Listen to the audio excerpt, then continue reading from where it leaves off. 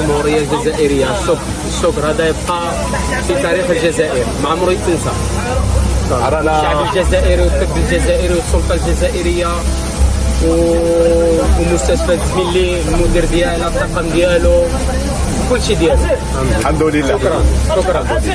إلى السيد رئيس الجمهورية السيد عبد المجيد تبون، جزيل الشكر لكم لمجهوداتكم الجبارة التي قدمتموها لوالدتي رحمة الغزواني، وباسمي واسم كل المغاربة تقدم لكم الشكر والامتنان.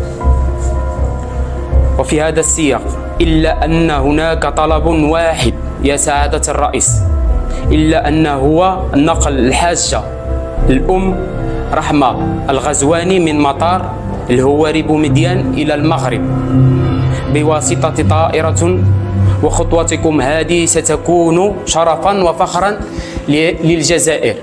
وشكرا جزيلا للشعب الجزائري والسلطة الجزائرية والرئيس الجمهورية الجزائرية والأمن الجزائري والطب الجزائري. شي مسائل سياسية عار حشومة، هي يعني في هذا الوقت هذا هذيك الإنسان يستغل هذه الأمة هذه.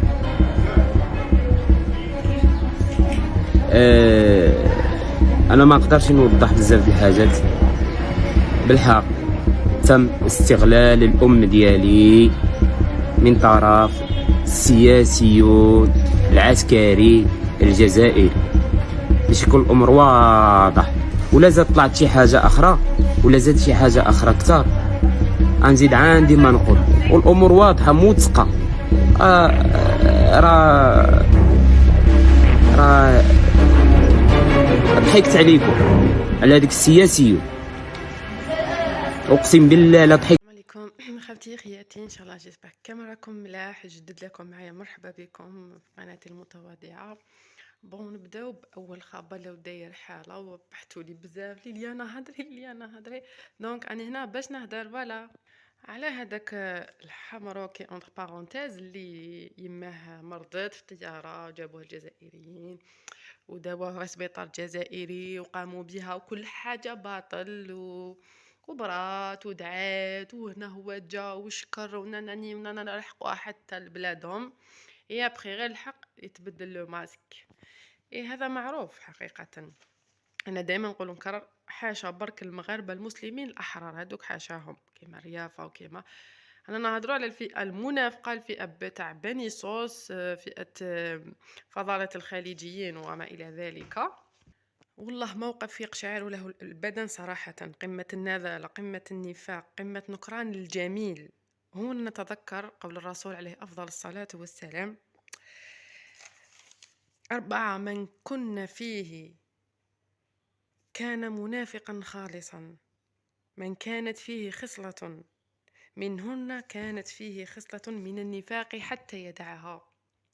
إذا اؤتمن خان، وإذا حدث كذب، وإذا عاهد غدر، وإذا خاصم فجر. وقول المتنبي: وإن أكرمت اللئيم تمرد. وقول العجلوني: اتق شر من أحسنت إليه. يعني الصورة واضحة تماما والجواب واضح، ولكن على بالي ذكركم مقلقين وزحفانين وغايظتكم وحاسبين جو سبحشها لكم. لا يا خاوتي، العكس تماما، بالعكس تماما. هذه ضربة للجزائر مليحة، والعالم كامل أجمعين شاف وشهد أن الجزائريين ناس مسلمين قبل كل شيء، ناس طيبين، ناس ذو إنسانية، ذو قيم، ذو مبادئ. وراو بلي الجانب الآخر، ونقول حاشا برك البعض لكن أغلبية تاعهم، بينهم بلي منافقين، بلي انتهازيين، بلي لا أمان لهم. مع من يتحدثون الطرد ما طرد ما هيش سهله خاوتي. ما تنساوش بلي الجزائر ماضيه اتفاقيات وداخله في منظمات عالميه مثل حمايه الانسان و ما هيش بالزقيس. لا خاوتي، فيها اصلا خاوتي فرق بين الشعبويه والدبلوماسيه والسياسه، لان الدبلوماسيه والسياسه خاليه تماما من العاطفه وطيفتليتو والمشاعر خاوتي. ما فيهاش العاطفه وما فيهاش المشاعر. لذلك ما تخافوش خاوتي، عندنا مخابرات جيدة بامتياز، عندنا حكومة، عندنا دولة قايمة بالواجب وعارفة وش يدير. ونحن كشعب دائما قلت لكم ونعاود لكم: اليد في اليد خاوتي، اليد في اليد. يلا تبعوا معايا.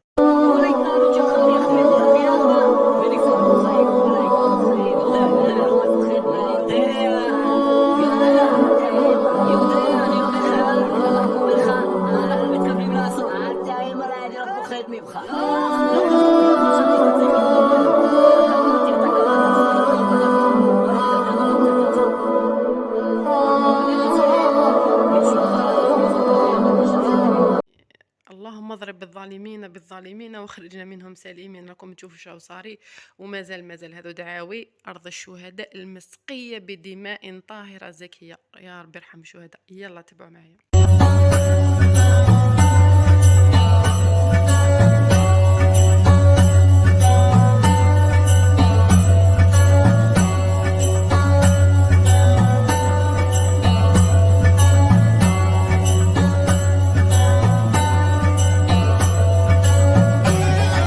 نعم، هذا هو الأب مثل ما نقولوا. والرئيس تبوني كرم الحمد لله الطلبة المتفوقين، والطالب الأول هو من حفظت القرآن الكريم. وهذا دليل قاطع أن الدين الإسلامي هو طريق النجاح والفلاح. إذا في الأخير قبل ما نختم، خافتي جدد أبوني كومنتير وديروا سبسكرايب وروحوا للجرس هذاك كليكيو عليه باش يولي يلحقهم كامل لي فيديو تاعي. باسكو بزاف ناس يقولوا ما كاينش ديري ما ماشي يلحقونا. دونك ديروا الجرس هذاك باش يلحقكم كل جديد. تسقطوا عليه وديروا اول باش يلحقكم اي حاجه تاعي ولا توت كل حاجه تاعي جديده ولا الكل.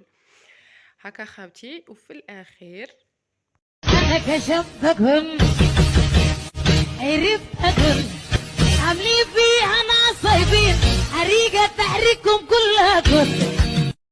في الاخير لختامها مسك راح نقول لكم واحد الكلمه كتذكير دائما بالدين الاسلامي والعلوم والعمل ترتقي الشعوب، تنتفع وترتفع.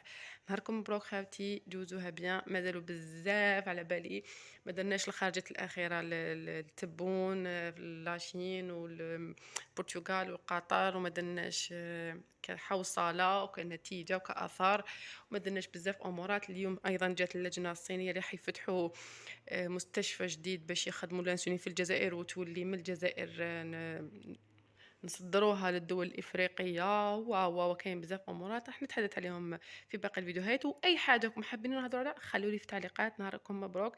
have a good day. سلام.